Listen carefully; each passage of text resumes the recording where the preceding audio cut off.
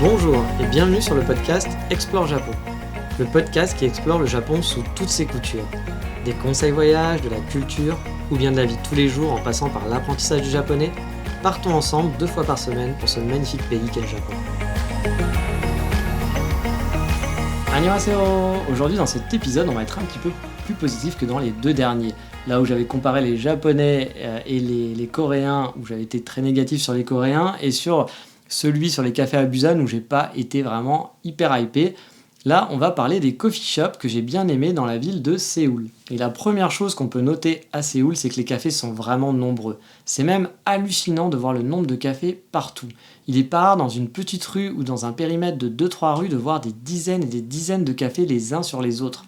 Je ne sais pas si tous peuvent en vivre et si la concurrence est féroce, mais c'est vraiment impressionnant le nombre de coffee shops qu'on trouve à Séoul et en Corée en général. C'est la première fois que je vois autant de cafés dans un pays et dans de si petits périmètres. Bien sûr, je ne parlerai pas des chaînes du type Starbucks et autres, on va parler de coffee shop. Là aussi, en Corée, on peut les ranger en 2 catégories, les spécialistes du café et les coffee shops Instagram.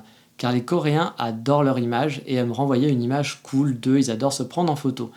Les marchands et la société l'ont bien compris, et donc ici on va à fond dans le délire, dans la déco, dans les lieux parfaits pour faire la photo Instagram, parfois c'est du what the fuck total, qui va te rapporter des centaines de milliers de likes et montrer à la terre entière comme ta vie, elle est trop cool de coréen. Et dans ce kit, vous aurez les deux, je vous préciserai à chaque fois si j'ai aimé le lieu pour le café ou si je l'ai aimé pour l'ambiance ou pour son côté what the fuck et des photos de ouf que tu peux prendre à l'intérieur.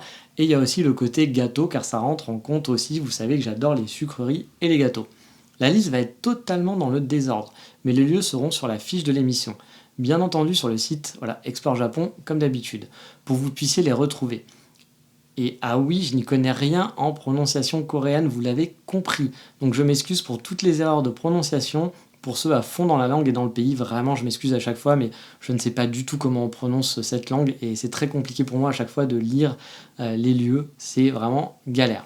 Mais bon, en fait j'ai un peu menti, je vais essayer de les recentrer un peu par quartier et désolé si j'élargis un peu les quartiers, mais ma connaissance géographique de Séoul est limitée, donc on va commencer par Hongdae. C'est là où je logeais et il y avait pas mal de cafés sympas et je vais commencer avec Felt, qui à vrai dire a été mon préféré en termes d'ambiance et de qualité du café. Alors de ce que j'ai vu, c'était une succursale, car ils ont 3 coffee shops qui sont plus grands et plus design à celui-là. Enfin, celui où j'allais.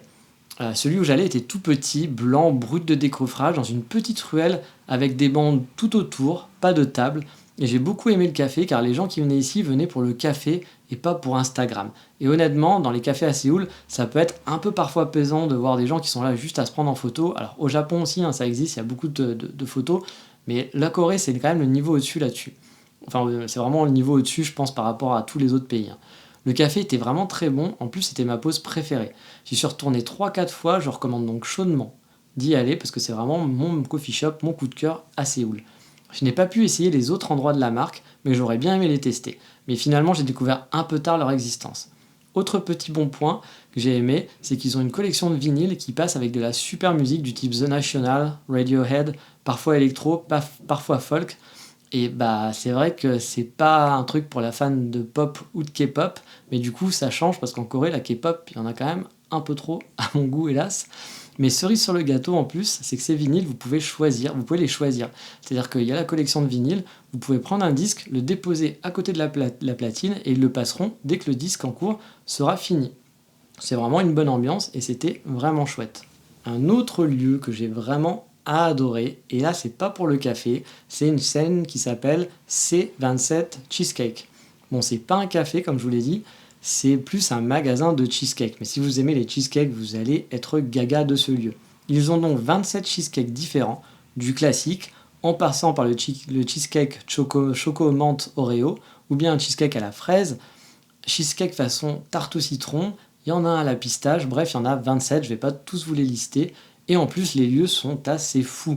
Celui à Hongdae, c'est un genre de roller coaster qui traverse la salle avec des ambiances différentes. Des grandes tables, des gros canapes, des coins plus cosy.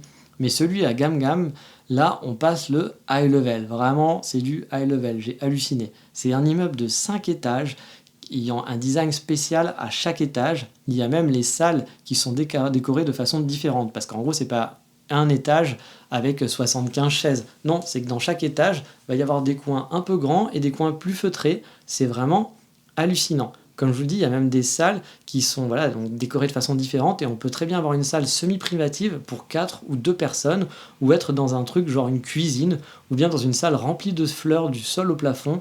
Je vous l'avais dit, la Corée, ça rigole pas avec son image Instagram. Et même si je trouve ça too much la plupart du temps, je dois avouer que le lieu est vraiment super chouette et les cheesecakes sont délicieux. On peut boire un café aussi, ou bien un thé, du chocolat, voire même un verre de vin. Bah oui, on va pas se limiter au café, on peut boire du vin. Franchement, c'est un passage obligé pour les gourmands comme moi, donc si vous adorez les cheesecakes, ou même si vous êtes curieux et que vous voulez voir vraiment un lieu atypique, je vous invite à aller à celui de Gam Gam parce qu'il est extraordinaire. Et le prochain café dont je vais parler, c'est Bailey Coffee Roaster. Il était le plus proche de là où je logeais, à vrai dire, et si le café est bien, mais sans plus, on y va surtout pour squatter et pour le lieu. Ils ont beaucoup de pâtisseries disponibles, ça va de la baguette au pain fourré à la crème au fromage, ou bien des pains au chocolat, qui au passant sont pas mauvais du tout.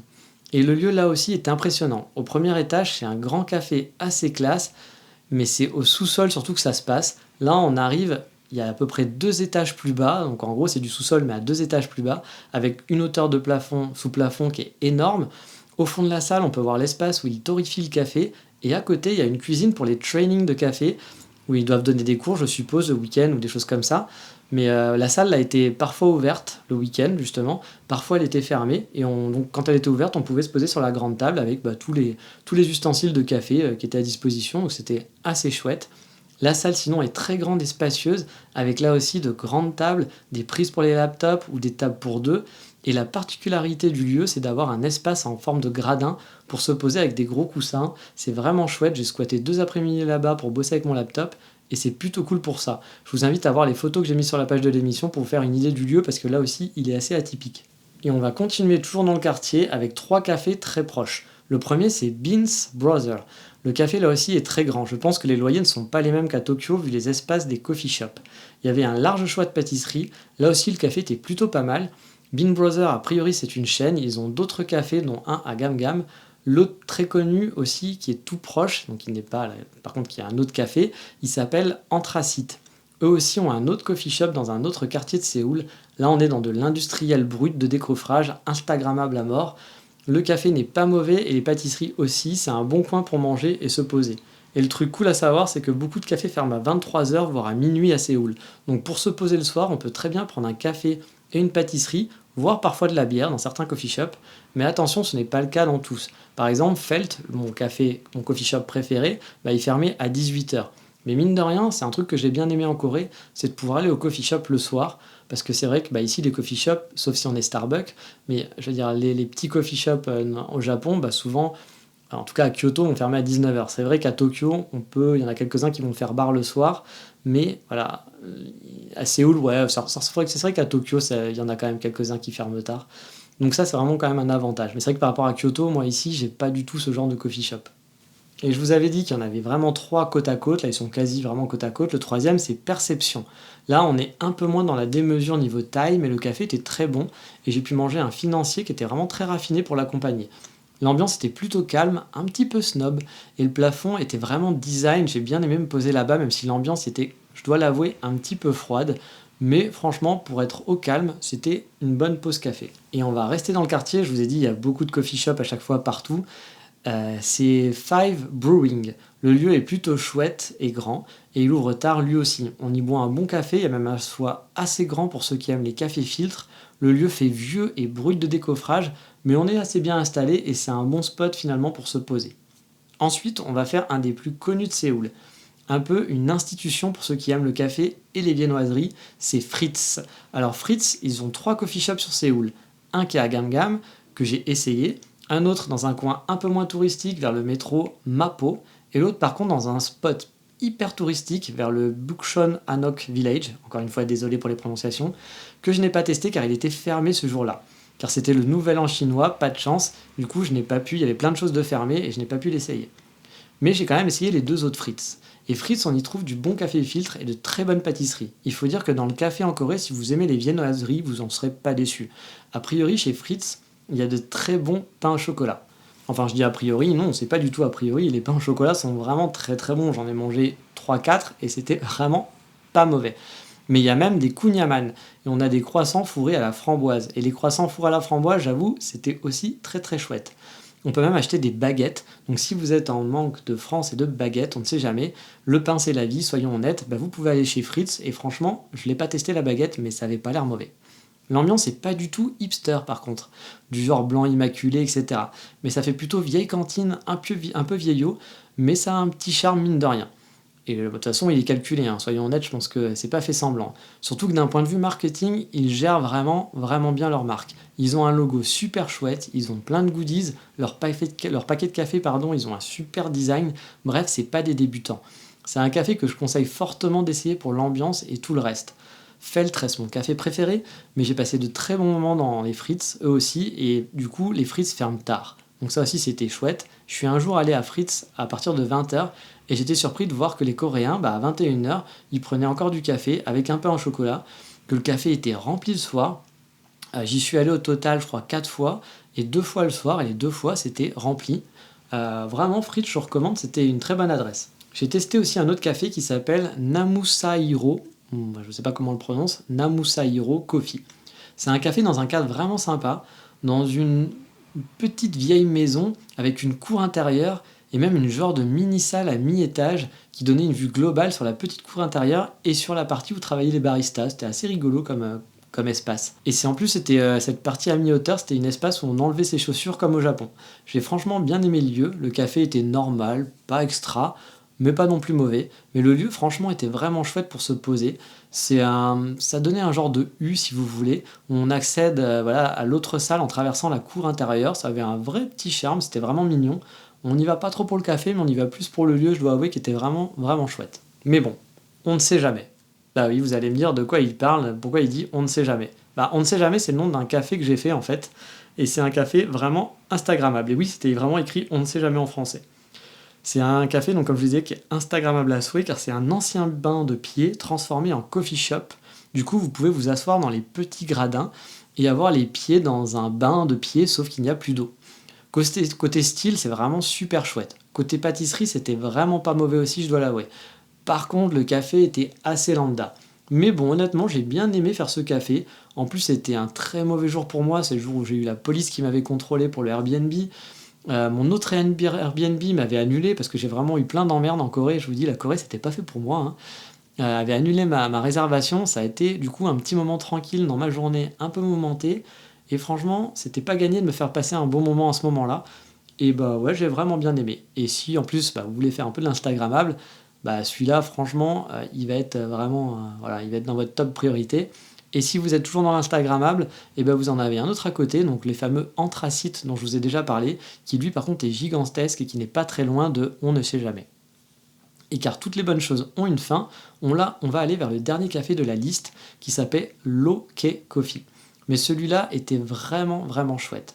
Déjà, le barista était très sympa. Et si vous avez écouté mes autres podcasts, vous savez que des Coréens sympas, j'en ai pas croisé beaucoup. Il parlait pas bien anglais, mais a été super chouette et sympathique. Il a pris le temps de m'expliquer le café que j'avais choisi. On a pu discuter un peu et le café était vraiment très bon.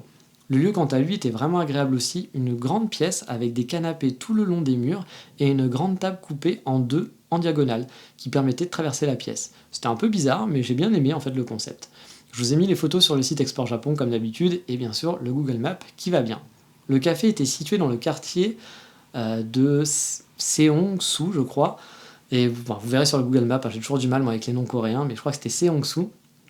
Et j'ai pas mal aimé le coin, c'est a priori le quartier, donc comme je l'avais déjà dit dans un précédent podcast, des chausseurs, comment on dit chaussures, je sais plus, excusez-moi, mais en fait des gens qui fabriquent des chaussures, car il y avait plein de statues à la gloire de la chaussure coréenne dans ce quartier. Et il y avait un parc sympa, des bords de rive chouettes. Bref, le café est un bon spot pour commencer sa journée. Et j'ai dit que c'était fini, et j'ai menti. La suite, c'est sur explorejapon.com, car pour une fois, je vais pas vous parler de tous les cafés, car il y en a que j'en avais listé plein, et j'en ai vu énormément, mais il y en a plein que je n'ai pas pu essayer.